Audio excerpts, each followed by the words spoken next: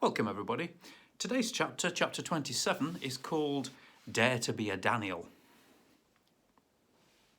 The Bible gets its message across in a variety of ways. Sometimes by recording things that actually happened and showing how God speaks to us through them.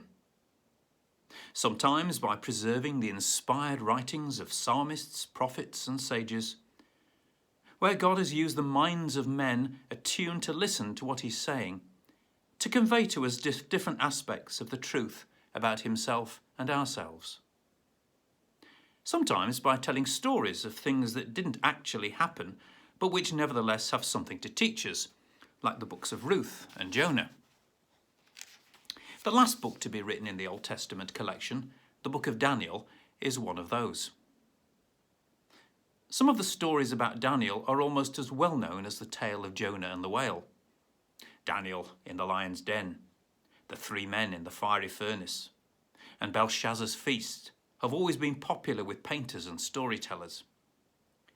Yet like the book of Jonah, the book of Daniel has often been sadly misunderstood. Part of the trouble is that much of it, like the book of Revelation in the New Testament, deals with visions of the future and with mysterious symbolism with which we are unfamiliar. As a result, the book of Daniel, like the book of Revelation, has often become a happy hunting ground for religious cranks who treat it like Old Moore's Almanac and find in it all sorts of crazy nonsense never intended by the author. The book of Daniel was written at a time when the Jewish people were in the throes of a severe crisis, which threatened their whole existence. The Persian Empire, under which they had lived as a tiny provincial backwater since their return from exile, had been swept aside by the spectacular conquests of Alexander the Great, who became virtually master of the world in 331 BC. On his death, his empire was divided, and Palestine came under a succession of foreign rulers, until in 175 BC it found itself part of the territory of Antiochus IV, king of Syria. The legacy of Alexander the Great had been to bequeath to the civilized world the language, customs and culture of Greece. Alone within his empire, the Jews in their little bastion of Jerusalem and its environs, faithful to the tradition of the law of Moses, and fortified by the exclusive policy of Nehemiah and Ezra, preserved their identity intact and refused to compromise the faith and practice of their forefathers by allowing any infiltration of Greek customs, or, as they would have said, heathen ideas. Their new overlord, Antiochus IV, was, however, a progressive ruler, who felt it to be his duty to bring the Jews into line with the modern world. There was some support for his policy among the priestly aristocracy in Jerusalem, the forerunners of the Sadducees of the Gospels, but determined opposition from the rank and file of the people. National pride and religious loyalty alike called for resolute resistance to this threat to obliterate the tradition of Moses and the prophets, and to submerge the unique vocation of Israel in the advancing tide of pagan progress. The patriots at this time, who developed into the Pharisees of the Gospels, were in effect defending all that Israel had ever stood for. Antiochus would not tolerate this opposition from people whom he regarded as obscurantist backwoodsmen, and he proceeded to occupy Jerusalem. Obviously, the root of Jewish stubbornness was their religion. Therefore, this must be stamped out. Accordingly, the worship of Yahweh was forbidden. The Jewish scriptures were publicly burned, and possession of a copy of the Torah, as the Jews called the law of Moses, was made punishable by death. In addition, Sabbath observance was abolished, and circumcision of infants was made illegal. Pagan altars were set up throughout Jewish territory, and in the sacred temple itself, an altar to Zeus was consecrated by the sacrifice of swine, and priests and people were compelled to drink pig broth. Nothing so frightful had happened to Israel in all its history. Outraged religious feelings and patriotic fury burst into flames in 167 BC.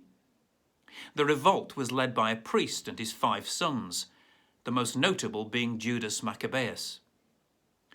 Rebellion became widespread and developed into a war of independence known as the Maccabean War, as a result of which Antiochus and his troops were driven out of Jerusalem and the temple was cleansed and dedicated anew to Yahweh. It was during the rebellion that the book of Daniel was written. It was not so much a call to arms as a passionate plea to resist to the death Antiochus's attempt to suppress the historic faith of Israel. Daniel was a traditional hero, and perhaps these stories were already familiar. Here, however, they are retold with a slant to make them fit the occasion. The scene is laid back in the days of the exile in the reign of the redoubtable King Nebuchadnezzar, whose black record as far as the Jews were concerned would immediately suggest a parallel with Antiochus. Daniel and his 3 friends had been deported from Jerusalem to Babylon, where they were now employed in the royal palace. Rather like Joseph at the court of the pharaohs, Daniel had the gift of being able to interpret dreams, and he reached dizzy heights in the royal favour. One tale is of how Daniel and his friends refused to eat the meat and drink the wine which was provided from the king's bounty. They insisted on eating nothing but vegetables and drinking nothing but water. Despite this, they put on more weight and looked better than the meat-eaters, who had, of course, been feeding on flesh which had been dedicated as a sacrifice to a heathen god. The moral was clearly this, that if the Jews stuck to their own food laws and avoided forbidden meat that Antiochus had insisted on, they too would have had the Lord's approval. Another story was designed to encourage resistance to Antiochus's attempt to force the Jews to worship pagan gods. Nebuchadnezzar had set up a massive golden image, and at a given signal everyone was to prostrate himself before it in reverence. The penalty for refusal meant being thrown into a burning fiery furnace. Daniel's 3 friends stoutly stood their ground. When they were threatened with this horrible death, they defied the king to his face, making the splendid reply, "Whether our God delivers us from the furnace or not, we shall not worship this heathen image." In a fury, the king ordered the furnace to be heated to 7 times its usual intensity, so that the men who threw the 3 young captives into the flames were themselves burnt to death. To the king's astonishment, Daniel's friends were joined in the furnace by a guardian angel, who protected them from the flames, and they emerged unscathed without a hair of their heads being even singed. Then there is the tale of Belshazzar's feast.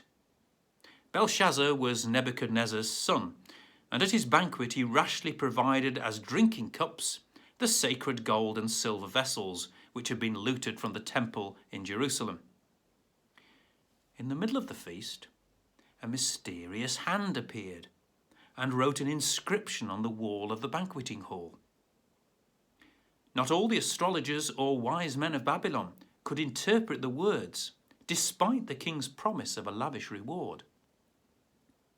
On the queen's suggestion, Daniel was sent for, and after denouncing the king for his sacrilege, he interpreted the writing on the wall as a message from the God of Israel, pronouncing judgment on Babylon and its king. That very night, the story ends. The king was murdered, and the Persian army swept into Babylon. The point of the story is the obvious parallel between the profanation of the sacred vessels by Belshazzar and the desecration of the temple by Antiochus. The fate of the Babylonian king would encourage the rebels to toughen their resistance in the hope that a like judgment might speedily fall upon the unspeakable king of Syria. The best known of all the stories is, of course, the tale of Daniel in the lion's den. Jealous of Daniel's success and royal patronage, his rivals contrived to persuade the king to pass a decree forbidding the worship of any god apart from his own divine majesty for a period of a month. Daniel, however, continued to kneel in prayer to the God of his fathers, as he'd always done. When this was reported to the king, he saw that he had been tricked. But his nobles insisted that the law of the Medes and Persians, which could not be altered, required Daniel to be thrown to the lions. Next morning, to the king's great joy, Daniel reported that all was well. The Lord had sent an angel who had sealed the lions' mouths, and Daniel emerged unhurt. His wicked accusers were, however, consigned to the lions with their wives and families, and this time there was no angel. The message was clear. Antiochus had forbidden the public worship of Yahweh, but let the people continue their devotions in private. Should they be found out, let them take heart from Daniel's example. Throughout the stories, the implication is that God was watching over his people, and that in the face of evil such as the policies of Antiochus, resistance, if need be to the death, was the only course for men of faith and principle. In a series of visions, the writer, assuming the guise of Daniel looking forward from the time of the exile, shows the unfolding pattern of history, with the rise and fall of empires, culminating in the catastrophic destruction of Antiochus and his monstrous regime. In fact, of course, the author, living under the tyranny of this Syrian persecutor, was writing history in retrospect and drawing lessons from the past. It was nonetheless his conviction that God would shortly bring the nightmare of the terror to an end, and this was a major part of his message to his afflicted countrymen. The stories of the lion's den and the fiery furnace are more than fairy tales. Their point is not that Daniel and his friends escaped by some kind of magic, but that God was with them in their ordeal. And because of this, they were able to survive what by all human standards was the certain death of their bodies. It is therefore not surprising that towards the end of the book of Daniel, we find the clearest expression so far in the Old Testament of belief in a life beyond death. It has already been hinted at in the book of Job and in the book of Psalms. But here in Daniel, it crystallizes into something more concrete, which leads on to the New Testament belief in the resurrection.